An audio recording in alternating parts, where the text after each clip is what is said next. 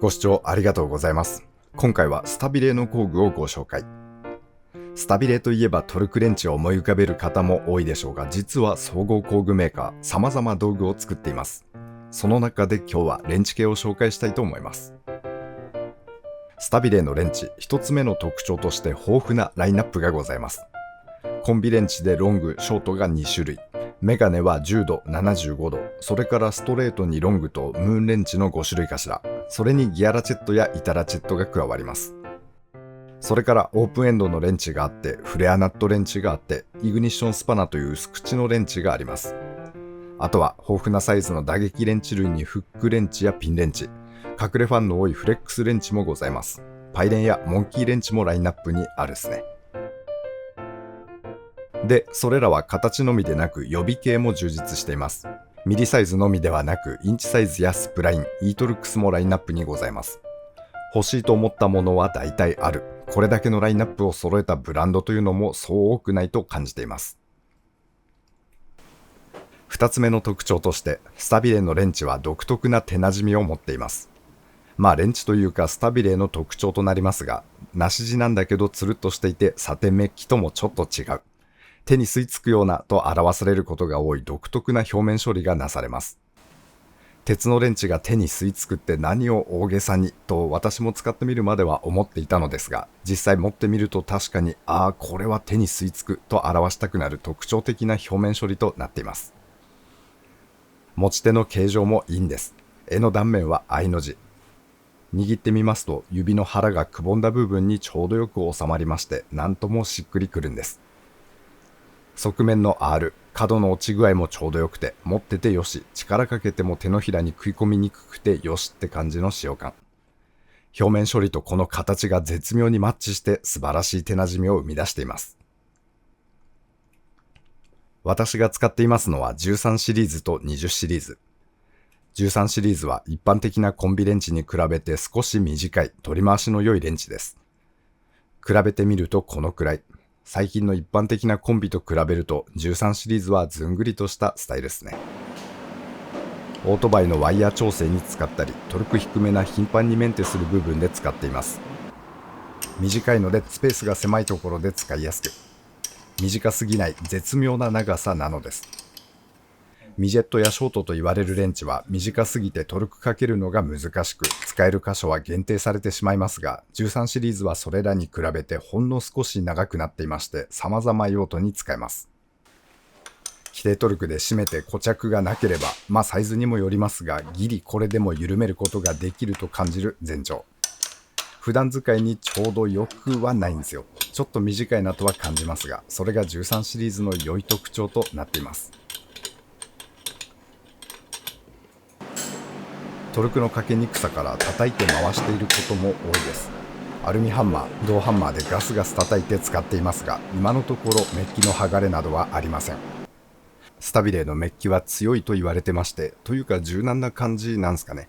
レンチをねじってもメッキが割れないと店頭でデモンストレーションされているのをよく見ます。使っていてどうすかね。傷は目立ちませんし、強い感じもありますが、やけにメッキ剥がれやすい個体もありまして。私使っているもの、レンチ類ではメッキに問題は出ておりませんが、ソケット系は普通に剥がれたり欠けたりしますので、スタビレーのメッキにそこまで特別な印象はないですね。ただ弱くはないです。耐久性は十分だと感じています。スタビレーの13シリーズ、小回りの利きやすさとか持ち運びの楽さとか、その辺を求める方に使ってみていただきたいレンチです。最初の1本には全長の短さからおすすめはいたしません。こだわる人向けな道具という印象。用途に合えば選んでみていただきたいです。続いての紹介は20シリーズ。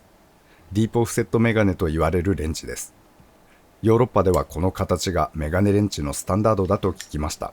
最近はこの形、各国各社様々ラインナップがございますが、同じドイツのハゼットとスタビレーが有名ですね。私は憧れからこれ買いました。大先輩方がこの20シリーズよく使っていたんです。手なじみは13シリーズ同様に独特。個人的には素晴らしいものだと思っています。スタビレのレンチは一度手に取ってこの手なじみ試してみていただきたいですね。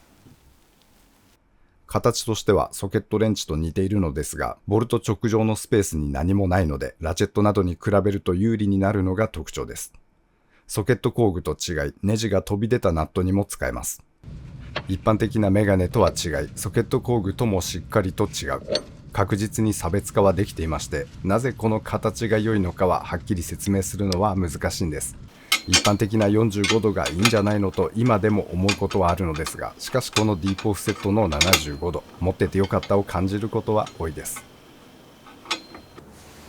で、特殊な形状から活躍の場も特殊なレンチと思いがちですが、普段使いにも悪くなく、オフセットが大きいので倒れやすさを心配していましたが、特に感じておりません。以前使っていました他社製のディープオフセットメガネは倒れが気になってなんだかんだ使わなくなってしまったのですが、スタビレは自分の使い方に合っているみたいで、オフセットのこの大きさは気にならないですね。オフセットがいらない場面でもこのレンチを使うようになりました。形からの使いやすさに加えて握りがいいんです。握り側、持ち手はこんな具合となりますが、この手の収まりがとてもしっくりくるんです。力かけた時に痛くなりにくく、すっぽ抜けることも少ない。この使い心地の良さは素晴らしいものだと感じています。スタビレのディープオフセットメガネ20シリーズ。